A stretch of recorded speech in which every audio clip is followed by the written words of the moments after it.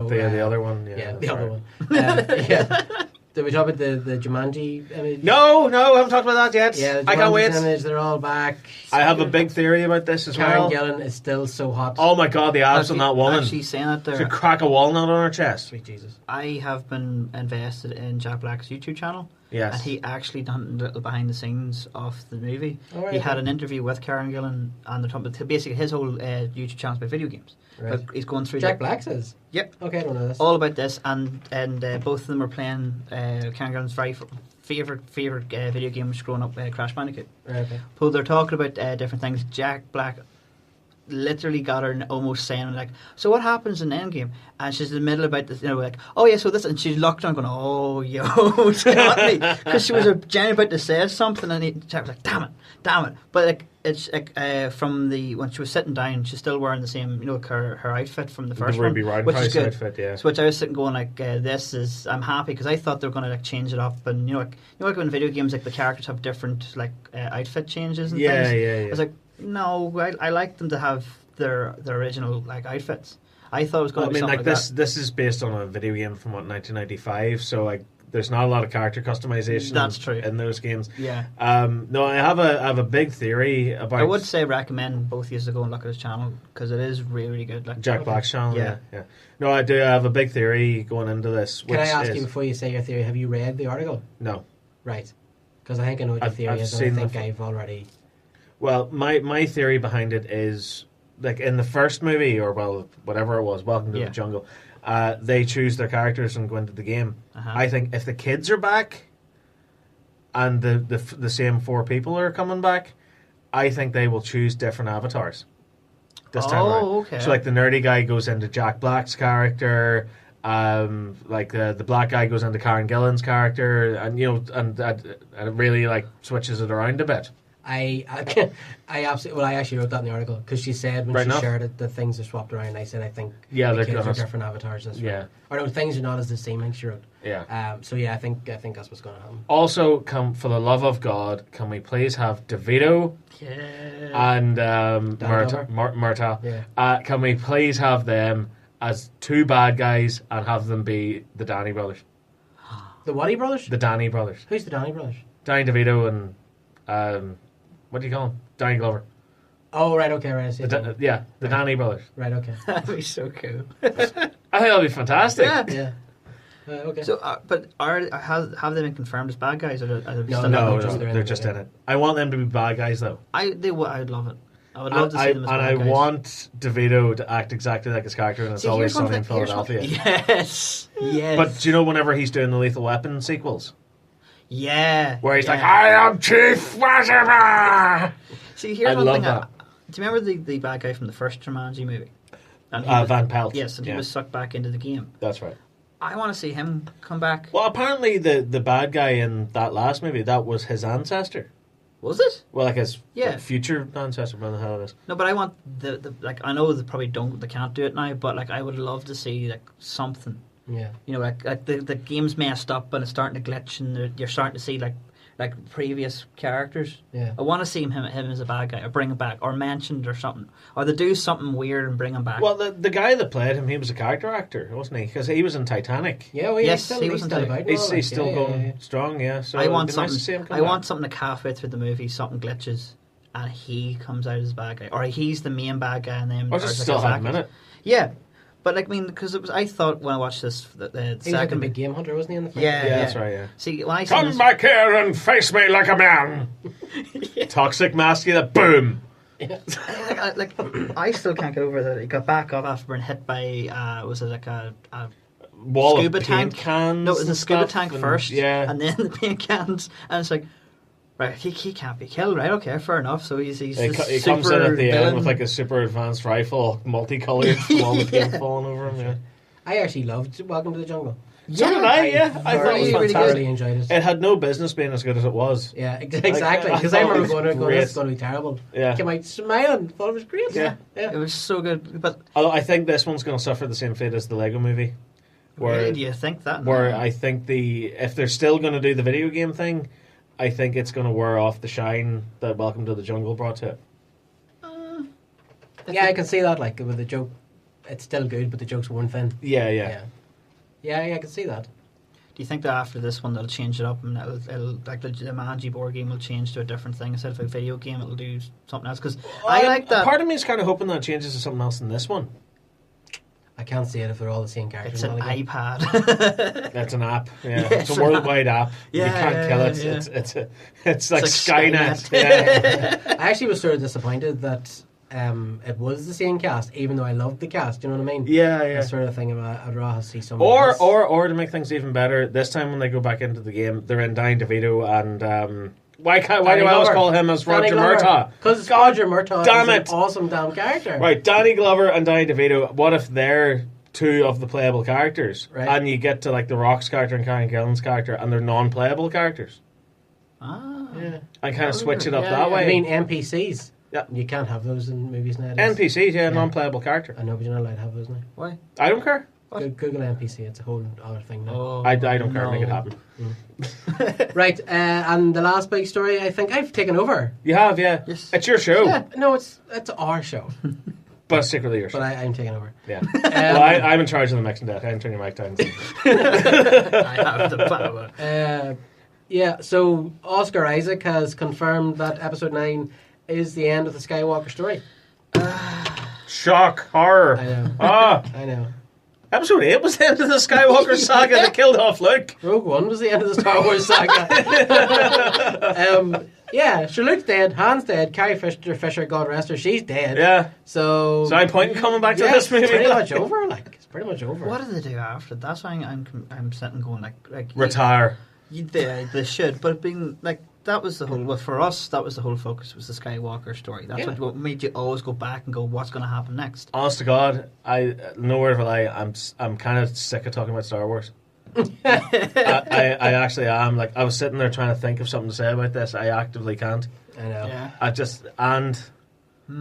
Did you ever think you'd get to a time where you feel like that? No, never.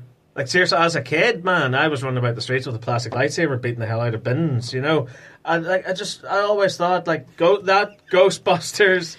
Pretend there were battle droids. As a kid, secretly he's running around. Tonight before I came on the radio show, I was running around the street, bash the hell out of bins. No, when I was a kid, I had to hit bins. Now I'm an adult. You and me can just bash the crap out of each other. Yeah. Bit much. Easy now. Bit much. That's why you weren't wearing any clothes. Well, I don't want to say, but steady on, guys.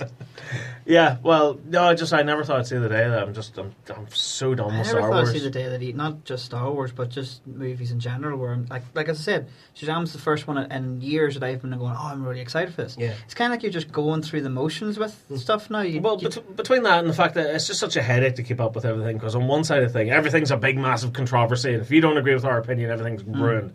And then on the other side of that, it's the fact that the brand is so far expanded now. Because I remember back whenever I was a kid, the only thing Ghostbusters that was still in town was the real Ghostbusters cartoon and Extreme Ghostbusters. Yeah. That was so easy to follow. But now with Star Wars, there's Yeah. things like Rebels, there's the expanded universe, there's the spin-off movies, there's the sequel trilogy. Have you watched any Resistance? No. Have you? No, I can't be arsed. I really can't be arsed. I watched the first 3 episodes, it was absolute pants. See, because like for me, like talking about Ghostbusters, I only knew about the movies. When you started telling me about those cartoons and stuff, I didn't even know. I knew about Extreme, but I never actually watched it. And I'm only starting to really get into it. And then Netflix has the Real Ghostbusters. That's the next thing I'm going to watch now. Because I'm sitting going like, Real Ghostbusters is pretty good, like. Yeah, it's class. Then you were saying that follows up after the first movie or the second movie. Well, it kind of ran through. Yeah. The sequel, but can you come off from that? Can you come off the cartoon straight to Extreme with this? Yes, you can. Yeah, you so can. It's like a sequel. Yeah, So the Real Ghostbusters ran Extreme Ghostbusters. Yeah, it's the series finale. It's back in the saddle. Oh, I've got something to look forward to. Yeah. But no, like whenever it first started, like I think it's about episode 4 or 5. It's Citizen Ghost, and that is like a flashback telling you exactly what happened after they defeated Gozer. Is that the green Ghostbusters?